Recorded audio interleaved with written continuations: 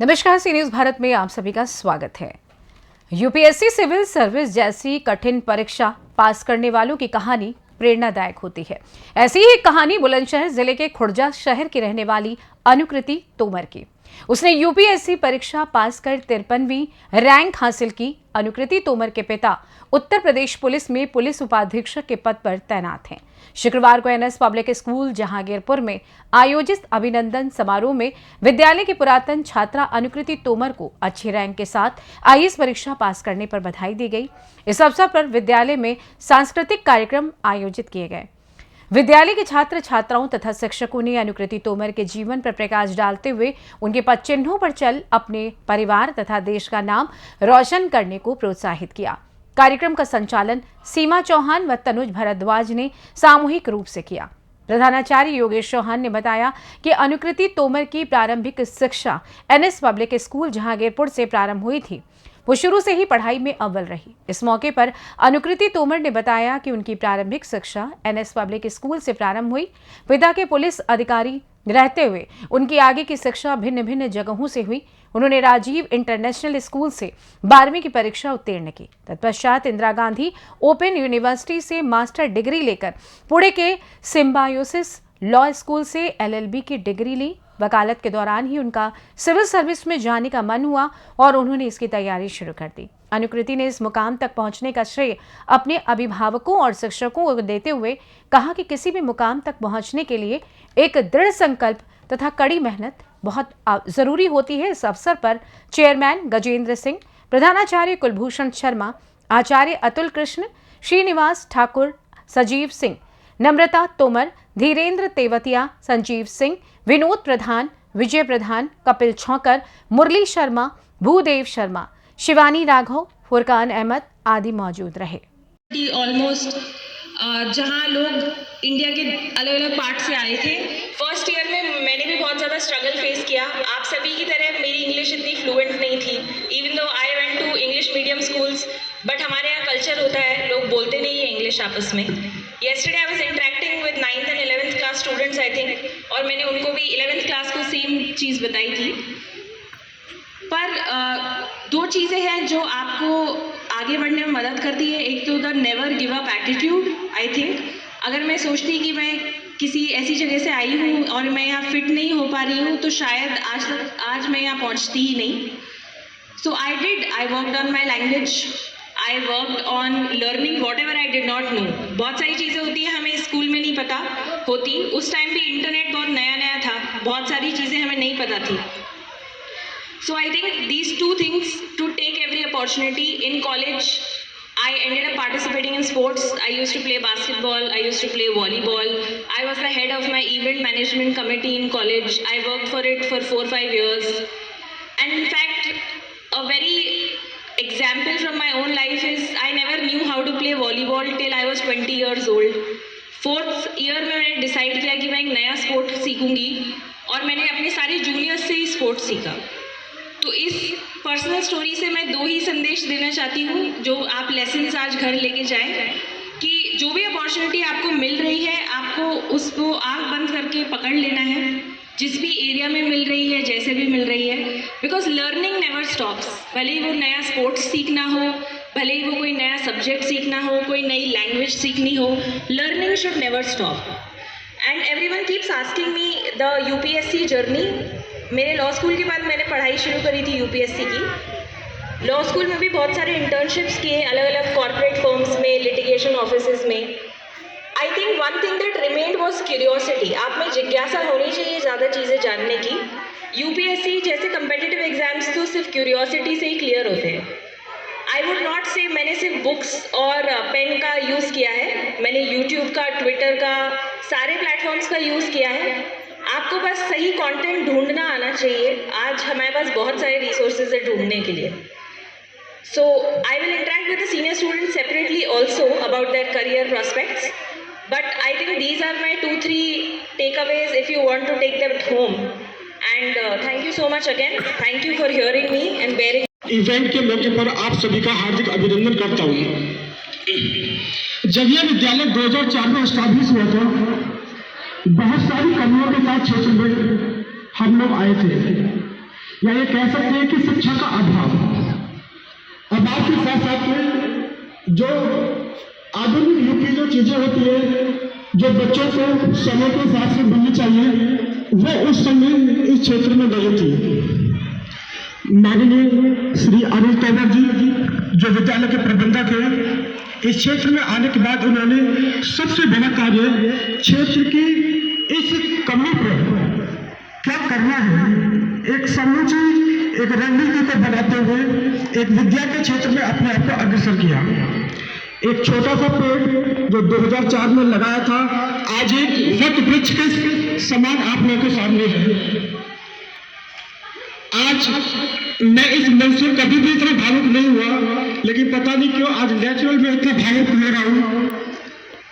मैं गर्व से कह सकता हूँ कि आज मेरे विद्यालय में जो मेरे एलिमेंट्री लेवल की एक स्टूडेंट रहेगी अनुकृति तोमर, आज एक IAS के रूप में मेरे सामने है।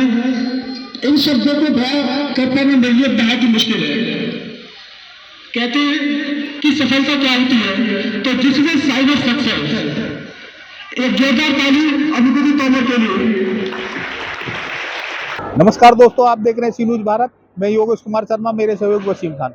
आज हम आपको दिखाते हैं NS पब्लिक स्कूल जहांगीरपुर में जो विद्यालय की पुरातन छात्रा है, उसने IAS की परीक्षा में 52वीं रैंक प्राप्त करके परीक्षा उत्तीर्ण की है। तो अभी आप हमारे साथ बने रहिए, उनसे हम रूबरू कराते हैं। बने रहिए मेरे साथ। UPSC की परीक्षा पास कर IAS में 52वीं रैंक प्राप्त की है, इस पर आप क्या कुछ कहेंगे?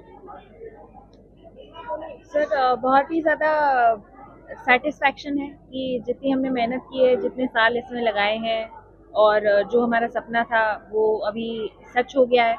तो उस पे मेरे माता पिता, मेरे सभी परिवारजन, मेरे चाचू चाची सभी लोग काफ़ी खुश हैं। तो उनकी खुशी देख के काफ़ी अच्छा लग रहा है। मैम, यहाँ तक पहुँचने के लिए आपको किन किन कठिनाइयों का सामना करना पड़ा था? सर, जनरली जैसे ही सभी UPSC एस्पिरेंट्स होते हैं, उनकी लाइफ में सेम ही प्रॉब्लम्स होती हैं। इतना सारा सिलेबस है, क्या पढ़ना है, क्या नहीं पढ़ना है, कौन सी रिसोर्सेज हैं जो रेफ़र करनी है, और फिर एग्ज़ाम के 3 स्टेजेस हैं, प्रीलिम्स, मेंस और इंटरव्यू, और हर स्टेज में अपनी अपनी चुनौतियां हैं। तो उस सेंस में मैंने काफ़ी सारे ऐसे सब्जेक्ट्स पढ़े जो मैंने पहले नहीं पढ़े थे। मेरे पास 12th में साइंस थी, PCM, तो उसके बाद मैंने लॉ करी। तो लॉ करना काफ़ी ज़्यादा हेल्पफुल रहा, बट उसके अलावा भी आपको इकोनॉमिक्स, ज्योग्राफी, हिस्ट्री ये सब पढ़ना पड़ता है। तो वो मुझे बिल्कुल बेसिक फाउंडेशन बिल्ड करनी पड़ी। तो आई थिंक वही थोड़ा बहुत चैलेंज था। और उसके बाद कंपटीशन अपने आप में एक अलग चैलेंज होता है। आप अपने साथ ही नहीं, बल्कि आसपास जितने भी लोग अपेयर कर रहे हैं जो इक्वली टैलेंटेड हैं, उन सभी के साथ कम्पीट कर रहे हैं। तो आजकल के युवाओं के लिए क्या कुछ संदेश देंगे आप अपनी तरफ से? सर, युवाओं के लिए संदेश सबसे पहले तो यही है कि वो अपनी स्ट्रेंथ और वीकनेस जानें। स्मार्ट वर्क और हार्ड वर्क दोनों ही इम्पॉर्टेंट है, स्पेशली UPSC जैसे कम्पिटिटिव एग्जाम्स के लिए। अगर आप अपनी स्ट्रेंथ्स जानते हैं तो आप उन्हीं पे काम कर सकते हैं, उन्हीं को मैक्सिमाइज कर सकते हैं। और हार्ड वर्क तो अपनी जगह है ही, वो उससे तो पीछे कभी हटना ही नहीं है। पर जो डेडिकेशन के साथ आप स्मार्ट वर्क यूज़ कर सकते हैं, जो आपकी स्ट्रेंथ है आप उन पे प्ले कर सकते हैं। तो आई थिंक वो एक की टू सक्सेस डेफिनेटली रहता है। जल्दी सक्सेस मिलने में भी आई थिंक वो एक बहुत इम्पोर्टेंट। NS पब्लिक स्कूल से भी आपने शिक्षा ग्रहण की? जी, मेरी बचपन की जो शिक्षा है 3-4 साल की, वो NS पब्लिक स्कूल से ही हुई है। जब ये स्कूल खुला ही था 2004 में, तब। आप इस मुकाम तक पहुँचे हैं, तो ये श्रेय किसको देना चाहेंगे मैम? सर, सबसे इम्पोर्टेंट श्रेय तो माता पिता को ही हमेशा जाता है, पर गुरुजनों का भी जो सहयोग है, अगर बचपन में ही एजुकेशन पे इतना ज़्यादा फोकस नहीं होता, इस स्कूल में NS में पढ़ के नहीं होता, जो सारे मेरे फैमिली मेम्बर्स थे, उस टाइम तो मेरी दादी भी थी हमारे साथ, और अनिल तोमर जो मेरे चाचू हैं, उनका बहुत ज़्यादा स्पेसिफिक फोकस था कि हमें एजुकेशन स्ट्रॉन्ग बनाना है। तो आई थिंक फाउंडेशन तो यहीं से बिल्ड हुई है, और उसके बाद हमने उस फाउंडेशन पे काम किया है। तो it has a very important role in my success. Thank you. Thank you. दोस्तों, आज हम दिखा रहे हैं NS पब्लिक स्कूल जहांगीरपुर से। यहाँ विद्यालय की छात्रा ने आईएएस की परीक्षा उत्तीर्ण की है, तो वहाँ कार्यक्रम में जो उनका स्वागत समारोह का जो कार्यक्रम रखा गया है, तो आचार्य अतुल किरण जी हमारे साथ हैं, तो इनसे जानना चाहेंगे कि एनएस पब्लिक स्कूल की एक छात्रा, पुरातन छात्रा ने आईएएस की परीक्षा उत्तीर्ण की है, तो उसके बारे में क्या कहना चाहेंगे? देखिए, पहले मैं इन लोगों का आभार व्यक्त करता हूं और साथ ही एनएस पब्लिक स्कूल में से जो एक सुंदर पौधा बड़ा होकर के समाज को छाया देने के लिए निकला है, उस बच्ची को आशीर्वाद देता हूं। साथ ही एक बात बताना चाहता हूं कि नरत्वम दुर्लभम लोके विद्या तत्र सुदुर्लभा। मनुष्य बनना दुर्लभ है और मनुष्य बनने के बाद में विद्या बड़ी दुर्लभ है। हमारे यहाँ ग्रंथों में कहा है कि कुरूपाणाम रूप विद्या। कोई व्यक्ति सुंदर नहीं है तो विद्या उसका स्वरूप है। विद्या नाम नरस्य रूप मधिकम। रूप तो होता ही है, उससे भी अधिक है। विदेश में यही विद्या बंधुजन का काम करती है, भाइयों का काम करती है। ऐसा भी कहा जाता है कि विद्या गुरु नाम गुरु, विद्या ही गुरुओं की गुरु है। तो बड़ा आदर्श विद्यालय है जहां ऐसे सुंदर बच्चों को विद्या का अध्ययन करा करके समाज सेवा के लिए इतने सुंदर पद पर विभूषित किया गया है। आशा करता हूं, अध्यापकों का आभार व्यक्त करता हूं और विद्यालय के जो भी मैनेजमेंट के सज्जन वृंद हैं, आदरणीय भाई साहब जी, उनका भी मैं आभार व्यक्त करता हूं और आशा करता हूं कि आगामी समय में भी ऐसे ही सुंदर सुंदर बच्चे बच्चियां इस विद्यालय का उत्तरोत्तर वृद्धि नाम उजागर करें। साथ ही कामना करता हूं कि जो देश के राष्ट्र के हित में कार्य करें, ऐसे बच्चों का निर्माण करें। मुझे बड़ी प्रशंसा सुनकर के हार्दिक स्नेह हो रहा है। अब हम आपको रूबरू कराते हैं एनएस पब्लिक स्कूल जहांगीरपुर के प्रधानाचार्य योगेश चौहान जी से। तो जी, आपके विद्यालय की छात्रा ने आईएएस की परीक्षा उत्तीर्ण की है, तो इसके बारे में क्या कहना चाहेंगे, क्या संदेश देंगे? और आज विद्यालय में एक वेलकम समारोह का आयोजन हुआ, जिसमें कि हमारे विद्यालय की एक एलिमेंट्री स्टूडेंट्स अनुकृति तोमर, जिसने 2006-07 के सत्र तक विद्यालय में एजुकेशन हासिल की थी, तो आज उसका विद्यालय में एक स्वागत समारोह हुआ है। और सबसे बड़ी बात यह है कि आज इस बच्ची ने आके अपने इतने सारे एग्जाम्पल्स बच्चों के सामने सेट किए हैं कि आने वाले समय में जो मेरे स्कूल के जो विद्यार्थी हैं, वो काफ़ी कुछ अच्छे एक गाइडेंस उनसे वो लेंगे। तो आपको ये कैसा महसूस हो रहा है, जो आपके विद्यालय की एक छात्रा ने आईएएस की परीक्षा उत्तीर्ण की है, तो कैसा महसूस करें, इसके बारे में क्या कहना चाहिए? शर्मा जी, ऑफिशियली एक एज ए प्रिंसिपल में आज मैंने एक मंच से भी कहा था कि मैं आज बिल्कुल स्पीचलेस हूँ। एक प्रिंसिपल के लिए इससे बड़ी और गर्व की बात क्या हो सकती है कि वो उस मंच से आज एक अफसर बिटिया का एक वेलकम करने में वो लगा हुआ है। और सबसे बड़ी बात तो ये है कि उस बच्ची का जो बेस जो इस विद्यालय से बन कर गया, उस व्यक्ति ने दिखा दिया कि जहाँ से बच्चे का बेस बनता है, वहीं से जो बच्चा ऊपर के लिए निखरता है। तो एज ए प्रिंसिपल के रूप में मैं बच्ची को केवल यही नहीं, वो बच्ची अपने जीवन में और भी ऊंचाइयों पर आगे जाए। नम्रता तोमर, तो इनसे रूबरू कराते हैं, तो इनसे जानना चाहेंगे, आज इनके विद्यालय की एक छात्रा ने यहाँ आईएएस की परीक्षा उत्तीर्ण की है, तो उनका स्वागत समारोह रखा गया विद्यालय में, तो उसके बारे में आप क्या कहना चाहेंगे? सबसे पहले आपके चैनल के सभी दर्शकों को मेरा नमस्कार। और मेरे विद्यालय की छात्रा रही हैं अनुकृति, साथ में मैं उनकी अभिभावक भी हूँ, तो मेरे लिए बहुत मिलीजुली फीलिंग्स हैं।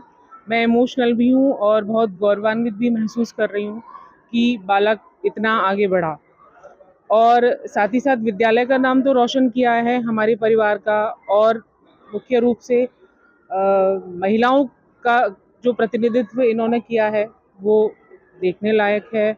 और ये सब क्षेत्र के लोगों का भी, परिवार के लोगों का भी आशीष है इन पर, जो इतना आगे बढ़ी है। उनका अथक प्रयास तो सदैव रहा ही है। तो जो और बच्चे हैं, जो विद्यालय के बच्चे हैं, उनके लिए क्या संदेश देना चाहेंगे? मैं यही कहना चाहूँगी कि प्रतिभाएं सब में होती हैं और मेंटर थोड़ा अलग अलग हो सकता है, टाइप थोड़ा अलग हो सकता है, तो बच्चे यदि चाहें तो सब कुछ कर सकते हैं। और इस मंच से मैं ये कहना चाहूँगी कि मुख्य रूप से लड़कियों को आगे बढ़ाया जाए, क्योंकि एक अजीब सी मानसिकता आज भी करीबन 60% हमारे समाज में है कि बेटियों को सिर्फ इतना पढ़ाया जाए जो वो अपना घर परिवार संभाल सकें। मेरे हिसाब से लड़कियों को इतना पढ़ाया जाए, इतना आगे बढ़ाया जाए कि भविष्य में उनको कोई विवश समझौता ना करना पड़े। यदि परिस्थितियां प्रतिकूल आती हैं तो वहाँ से वो अपने आप निकल सकें, उन्हें अपने अभिभावकों की आवश्यकता न पड़े। तो बस यही संदेश है कि बेटियों को अधिकतर पढ़ाएं, आगे बढ़ाएं और उनकी मानसिकता को समझने का प्रयास करें। नोएडा से सी न्यूज संवाददाता योगेश कुमार शर्मा की रिपोर्ट। फिलहाल के लिए इस खास रिपोर्ट में बस इतना ही। देश दुनिया की तमाम बड़ी खबरों को जानने के लिए जुड़े रहें सी न्यूज भारत के साथ। हर खबर आपके साथ, आपके हाथ।